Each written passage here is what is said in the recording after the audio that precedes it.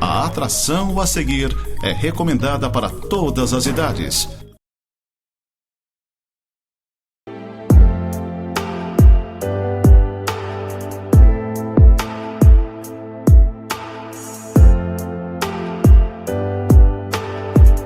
Olá, gente querida, que a graça do nosso Senhor Jesus Cristo esteja com cada um de vocês, que Deus abençoe o seu lar, sua casa, sua família. Como eu sempre digo, é uma grande satisfação para mim poder adentrar ao seu lar, sempre levando uma palavra de vida, uma palavra de reflexão, sempre baseada em cima das Sagradas Escrituras. E hoje eu gostaria de trabalhar com você a partir do Salmo número 30, Salmo 30, verso 5, onde o salmista Davi, ele diz: porque não passa de um momento a sua ira, o seu favor dura a vida inteira. Ao anoitecer pode vir o choro, mas a alegria vem pela manhã. Queria que você gravasse essa última frase: ao anoitecer pode vir o choro, mas a alegria vem pela manhã. Como eu disse, esse é um salmo de Davi, e apesar do título que nós temos ali, esse é um salmo de ação de graças. São mais de 30 salmos na Bíblia Sagrada com essa designação de ação de graças. Motivo, talvez Davi tenha alcançado a cura de alguma enfermidade, porque ele diz no primeiro versículo: eu te exaltarei ao Senhor, porque tu me livraste. Ele está falando de um livramento, né? E não permitisse que os meus inimigos se regozijassem contra mim. Senhor meu Deus, clamei a ti por socorro e tu me saraste. É por essa introdução a esse Salmo 30 que nós deduzimos que ele tenha passado por alguma enfermidade, que nós não sabemos qual seria, mas é perceptível a sua dor. E é perceptível também que ele tenha alcançado a cura da parte do Senhor, ou seja, buscou o Senhor e alcançou a devida restauração. O que nós vamos aprender aqui neste Salmo 30, especialmente nesse versículo 5 que diz que ao anoitecer pode vir o choro, mas a alegria vem pela manhã. Nós aprendemos com Davi que por mais que a noite da aflição ou da angústia ela seja longa, e às vezes ela é, por mais que ela seja longa, o sol despontará no horizonte e a alegria da vitória vai chegar. E é isso que eu tenho para te dizer. Fica calmo, segura as pontas, porque certamente o favor do Senhor chegará sobre a sua vida. Fica tranquilo, descansa em Deus, porque eu tenho certeza que a vitória vai chegar. Você que tem chorado, que tem se angustiado, e eu muitas vezes passo por isso também. Se você acha que a nossa vida como pastores, como líderes, é tudo tranquilo, tudo perene, tudo soft, está enganado. A gente tem as batalhas, a gente tem as lutas, nós temos o nosso tempo de choro, e muitas vezes nós passamos noites chorando, angustiados por uma ou outra situação que nós vislumbramos, seja na vida de uma pessoa que nós amamos, ou seja na vivência da igreja. Esse salmista Davi, ele fala que o choro pode chegar ao anoitecer, ou seja, ele poderá chegar no final da tarde, no início da noite, pode durar uma noite inteira, né? O choro de alguns até pode durar mais do que uma noite, né? Dias, semanas, né? Tem pessoas que passam muito tempo chorando, mas uma certeza nós temos, segundo o que o salmista fala aqui: a alegria vem pela manhã. Deixe-me dizer algo importante para você. As misericórdias do Senhor hão de se renovar sobre a sua vida. O favor do Senhor há de se renovar sobre você, sobre a sua casa. Você que está dentro de casa chorando, quem sabe angustiado por essa ou aquela situação, preciso dizer para você que o consolo do Senhor, ele vai chegar. Não demora. A provisão de Deus, a provisão do Pai está chegando sobre a sua vida, sobre a sua casa, sobre a sua família. O Yahvé Rafá há de curar o enfermo. Se esse for o caso, como no caso aqui de Davi, era a questão da enfermidade, eu profetizo cura, eu profetizo restauração sobre você, sobre o seu físico, enfim, que Deus lhe seja gracioso. A promessa que nós vemos aqui é que a alegria durará mais do que o choro. Esses dias eu estava lendo a palavra e eu encontrei no Evangelho de João, no capítulo de número 16, aonde uma frase de Jesus saltou aos meus olhos, quando ele diz no verso 20, capítulo 16 do Evangelho de João: em verdade vos digo que chorareis e vos lamentareis, e o mundo se alegrará. É o que a gente vê, né? A gente chorando, muitas vezes angustiado, e o mundo aí na balada, fazendo festa, fazendo e acontecendo. Jesus diz: vós ficareis tristes, olha, mas a vossa tristeza se converterá em alegria. Eu gosto demais disso aqui. A vossa tristeza se converterá em alegria. Eu tomo essa palavra para mim e eu declaro ela sobre a sua vida também.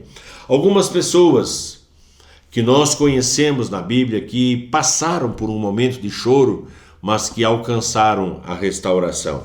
Um desses exemplos que nós temos na palavra do Senhor é o de Ana, né? Nós temos lá no primeiro livro de Samuel, se você tiver uma Bíblia e puder apanhar, primeiro livro de Samuel, capítulo 1, verso de número 10, aonde nós lemos o seguinte: levantou-se Ana e com amargura de alma orou ao Senhor e chorou abundantemente. Ana levantou-se com amargura de alma, alma amargurada, orou ao Senhor e chorou abundantemente. Eu gosto da junção das duas coisas: orou e chorou, chorou e orou. Muitas vezes as pessoas ficam somente no choro, e somente o choro não vai mudar a situação. É o choro aliado à oração. Ana estava amargurada. Por que Ana estava amargurada? Porque havia um desejo no seu coração de gerar um filho. E ela era estéril, ela não tinha como gerar filhos. Ela geraria um filho a partir de um milagre do céu. E o nosso milagre vem do céu. E ela começa a chorar diante do Senhor, né? E ela clama diante do Senhor. Ela vai até o templo, né? E ela lá diante do Senhor derrama a sua alma, o seu coração diante do Senhor. O sacerdote Eli vem e a tem por mulher embriagada. Ele fala: por que você está embriagada? Ela fala: não, meu Senhor, eu não estou embriagada, eu venho derramando a minha alma perante o Senhor. Ou seja, ela mexia apenas os lábios e não saía som da sua garganta, da sua boca. E o profeta olha para ela e a tem por mulher embriagada. E ela fala: não, eu estou chorando diante de Deus. E é o melhor lugar que tem para a gente chorar é diante do Senhor. O melhor lugar que tem para a gente levar as nossas dores, as nossas queixas, as nossas amarguras é diante do Senhor. E ela então chora e pede diante do Senhor aquele filho, e o Senhor ouve a sua oração, e ela então engravida do profeta Samuel. E no segundo capítulo do livro de Samuel, capítulo 2, verso 21, diz assim: abençoou, pois, o Senhor a Ana, e ela concebeu, e teve 3 filhos e 2 filhas, e o jovem Samuel crescia diante do Senhor. Então ela pediu 1 e teve 5. Eu acho interessante como Deus faz as coisas. Deus sempre dá mais do que nós precisamos. Qual é a sua necessidade? Qual é o seu choro? Qual é a sua queixa neste momento? Saiba que o Pai de graça, o Pai de misericórdia está de plantão, olhando para você, olhando para a sua vida, e quem sabe não vai fazer muito mais do que você imagina, muito mais do que você pensa, muito mais do que você está esperando. Eu quero dizer para você: prepara o teu coração por grande milagre que Deus vai fazer na tua vida, na tua casa, na tua família. Esse é o primeiro exemplo. O segundo exemplo está no segundo livro de Reis, capítulo de número 20. Segundo livro de Reis, capítulo de número 20, quando nós vamos para a história de um rei chamado Ezequias. E a Bíblia diz nesse capítulo 20, no verso 1, que Ezequias adoeceu de uma enfermidade mortal. E se você quiser, no verso 7 está essa doença. Naquela época se morria disso, era uma úlcera. Então essa enfermidade mortal chegou na vida dele, e o profeta Isaías, com uma missão, foi enviado pelo Senhor até a casa dele, para que ele dissesse: olha, coloca em ordem a tua vida, porque você vai morrer. Tem coisas que a gente faz como pastor, tem coisas que a gente faz como sacerdote, como servo, como profeta do Senhor, que são uma maravilha, uma alegria. Você poder falar de bênção, você poder falar de uma palavra de ânimo, é maravilhoso isso aí. Mas quando você tem que chegar para alguém e dar uma notícia triste, uma notícia ruim, e nem ele fala, olha, ajeita a tua vida, coloca em ordem a tua casa porque você vai morrer. Assim que ele fala, assim que ele abre essa palavra, o texto diz que Ezequias ele vira o rosto para a parede e ele chora muitíssimo. E é assim que acontece muitas vezes na nossa vida. A gente vira o rosto para a parede. Ana chorou e chorou muito diante do Senhor lá no templo, mas a alegria veio pela manhã. Ezequias, o rei, ele virou o rosto para a parede e ele chorou e chorou muito. E enquanto ele chorava, Deus ouvia o seu clamor e a sua oração e a sua angústia e fala com o profeta Isaías que estava no centro da cidade, fala, volta lá na casa daquele homem que está chorando, volta lá na casa daquele homem Ezequias que está orando e fala para ele que eu ouvi a oração dele. Então Isaías, o profeta, ele volta a casa e bate a porta de Ezequias, e assim eu imagino a cena, né? Com aquela cara inchada de tanto chorar, abre a porta e fala, é você, profeta? De novo você? O que você vem falar aqui dessa vez? E o profeta, não, peraí, eu tenho coisa boa para dizer para você, eu tenho para dizer que Deus ouviu a tua oração e Ele vai mudar a tua sorte. E o texto mostra que Deus acrescentou 15 anos à vida de Ezequias. Olha só, alguém que estava com uma sentença de morte declarada, alguém que havia recebido uma palavra dizendo, põe em ordem a tua vida, porque você vai morrer, de repente recebe a notícia, a graça, o anúncio, de que Deus havia ouvido a sua oração e havia mudado a sua sorte. Imagina o que Ezequias, e assim eu imagino, se antes tivesse enxotado ele, vai lá com essa palavra não sei para onde, agora deve ter dito para ele, olha, vem aqui, vamos comer, vamos tomar um café, vamos tomar um chá, vamos sentar à mesa, vamos celebrar essa vitória, isso que Deus está me dando. São coisas que eu imagino. No livro de Neemias, capítulo de número 8, está um terceiro exemplo que eu gostaria de compartilhar com você. Neemias capítulo 8, quando a nação de Israel foi autorizada a voltar para a sua pátria. Você precisa entender um pouquinho da história e eu vou ser bem rápido aqui só para te contextualizar. Havia uma palavra por causa do pecado da nação de Israel, veja bem, por causa do pecado, o pecado tem consequência. Deus disse, olha, eu vou enviar o inimigo do norte, Nabucodonosor, rei da Babilônia, e ele vai levar vocês cativos para a Babilônia, e isso começou no ano de 597 a.C., durou 10 anos essa deportação, o auge foi no ano de 587. Todos os nobres foram levados primeiros, todas as famílias foram divididas e foram escravizadas sob a Babilônia, sob Nabucodonosor, mas Deus, juntamente com essa deportação, vamos dizer assim, deu uma palavra de ânimo, dizendo, olha, essa tribulação de vocês tem tempo para acabar, são 70 anos. O quê? 70 anos? Sim, para Deus esses 70 anos é como se fosse um minuto para nós. 70 anos de despatriação, 70 anos sem casa, 70 anos sem família, 70 anos sem templo, 70 anos sem lei, 70 anos sem palavra, 70 anos sem sacerdote, 70 anos. Mas Deus levantou o rei Ciro, e o rei Ciro autorizou aquela gente a voltar para a nação de Israel. E então quando eles voltam, Neemias manda chamar Esdras, e esse é o que está escrito aqui no capítulo 8 do livro de Neemias. Esdras faz um púlpito de madeira, e ele vai a esse púlpito de madeira e ele começa a ler a lei do Senhor, e ele lê de manhã até o meio-dia, do meio-dia até a tarde, e o povo ali ouvindo a lei, ouvindo a palavra, chorando porque estavam ouvindo a palavra de Deus. E ele então bendisse, verso de número 6, ele bendisse ao Senhor, o grande Deus, e todo o povo respondeu amém, amém, levantando as mãos, inclinaram-se e adoraram ao Senhor com o rosto em terra. Ou seja, houve uma celebração em meio a muito choro, porque eles estavam ouvindo novamente a lei do Senhor. O povo foi conclamado a celebrar. E eles celebraram, sabe por quê? Porque a vergonha acabou. Não havia vergonha maior para a nação de Israel perante as outras nações do que ser tirada da sua terra, do que ser escravizada por uma outra nação. E agora eles tinham tudo de volta. A vergonha acabou. E eu preciso dizer isso para você, a vergonha acabou.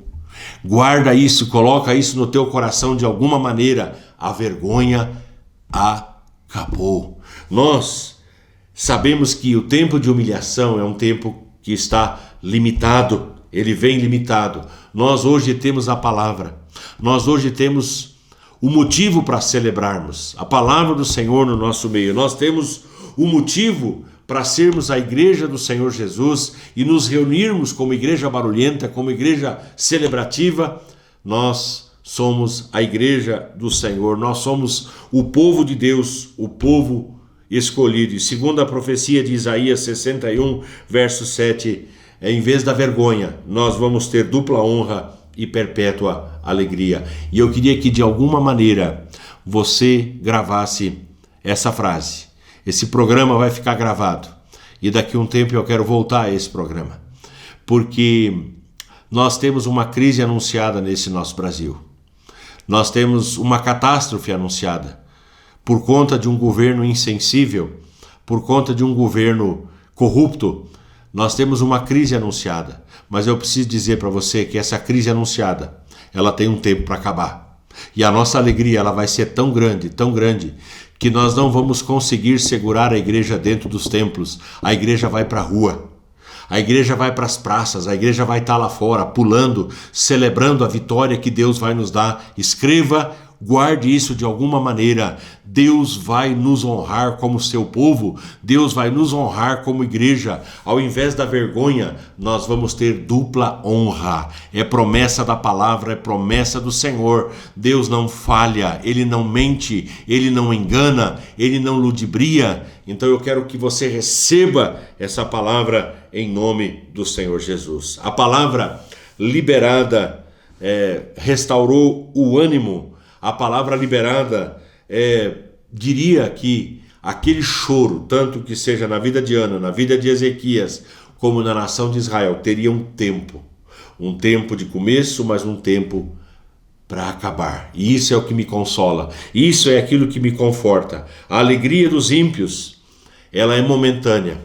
A alegria dos ímpios depende de uma cerveja, depende de um vinho, depende de droga, depende de música, e a nossa alegria, como filhos de Deus, depende única e exclusivamente da palavra que Ele libera nos céus. Única e exclusivamente da palavra que Ele libera aos seus santos, os profetas, que nos enchem de ânimo e de esperança por algo diferente que virá. Lá no capítulo 4 do livro de Filipenses, o apóstolo Paulo ele fala sobre alegria. Filipenses capítulo 4, o verso 11 até o verso de número 13. Paulo diz assim: digo isto não por causa da pobreza, porque aprendi a viver contente em toda e qualquer situação. Grave isso, aprendi a viver contente em toda e qualquer situação. Tanto sei estar humilhado, como também ser honrado. De tudo e em todas as circunstâncias já tenho experiência, tanto de fartura como de fome, assim de abundância como de escassez. Tudo posso naquele que me fortalece. Quando Paulo falou sobre isso, ele estava preso em uma masmorra e ele estava no terceiro andar, vamos dizer assim, abaixo, no subsolo. Primeiro, segundo, lá embaixo, terceiro. E as condições higiênicas daquela época não eram como hoje.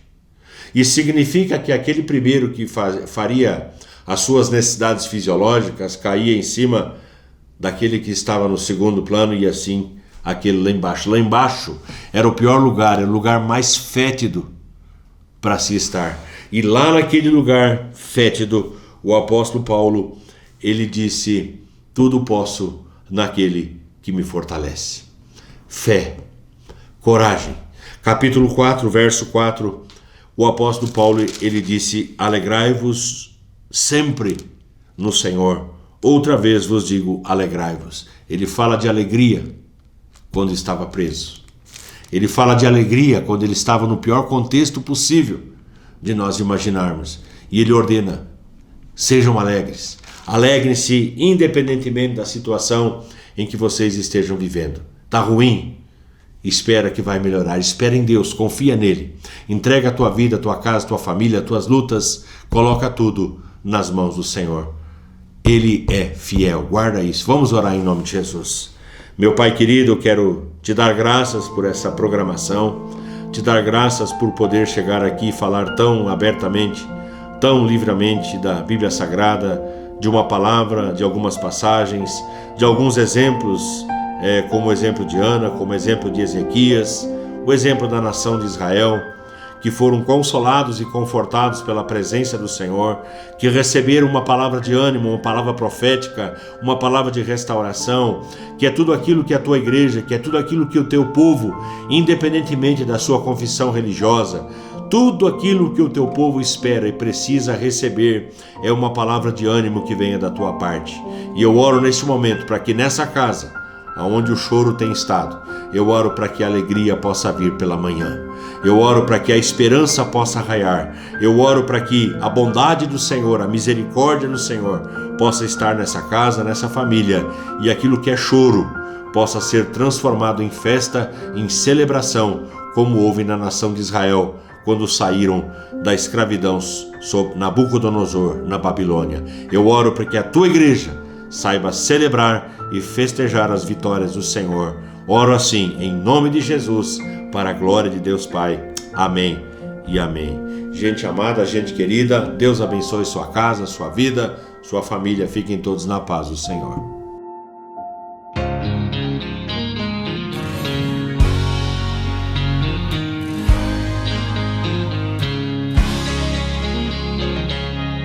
Eu sirvo um Deus que faz milagres todo dia. Ele é o Deus que faz sinais e maravilhas.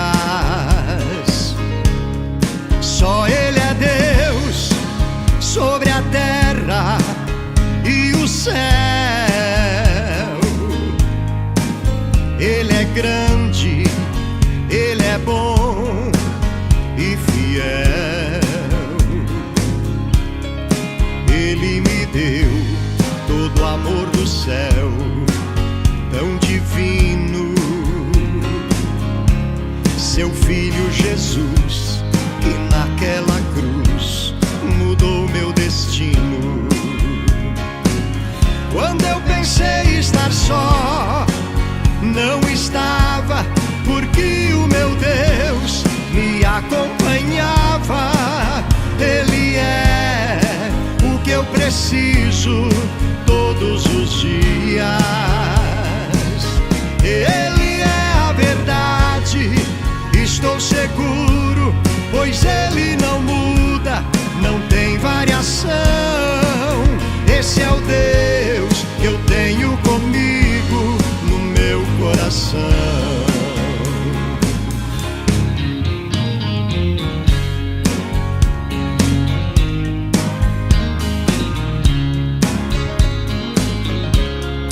Eu sirvo um Deus que faz milagres todo dia. Ele é o Deus que faz sinais e maravilhas. Só Ele é Deus sobre a terra e o céu. Ele é grande, Ele é bom e fiel. Ele me deu todo o amor do céu, tão divino. Seu Filho Jesus, que naquela